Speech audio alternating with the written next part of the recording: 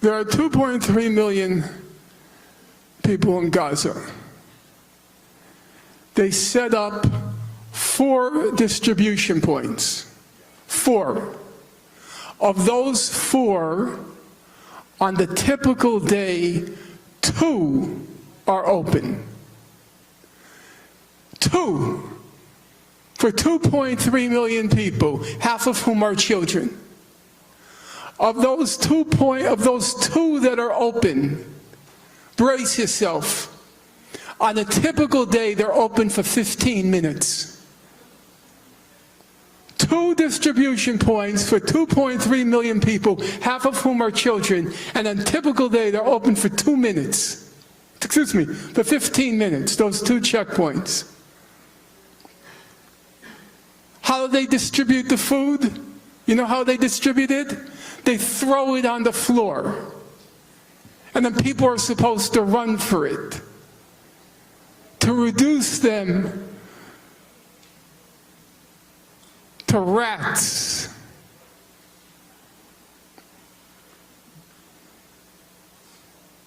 Whenever I read about that, it reminds me, in the concentration camps, the food they put in a giant vat, it's almost all water. I'm referring to World War II now. It's almost all water. But there are a few vegetables in that vat of soup. And so what can you imagine? The people who are lining up, they're pushing each other, they're shoving each other. Because you have to get to the head of the line, or it's just water. And that's what they do to the people of Gaza, reducing them to scurrying rats. And then as they go for the food, the Israelis, because they're scared, they're afraid, they start shooting at the people, killing them as they scramble and scurry for the food. Country, in terms of number of children killed, percentage of children, women and children versus combatants killed, if you take all the standard metrics, and then the metrics of journalists killed, medics killed, UN workers killed, if you take all the standard metrics, what Israel has done to Gaza is in a class all its own. There's nothing remotely compared to it. I mean, if you look at the numbers on children killed, it's really quite staggering. In any event, if you look at the polls, what do they show? About 50% of Israelis said supported the genocide in Gaza. They did. They were very forthright about it. They were asked the question, do you believe that when the IDF enters a city, it should kill everybody in the city? That was the question. It was very blunt.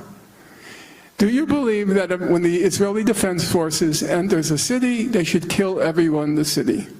47% of Israeli Jews said yes. That's not an ambiguous question.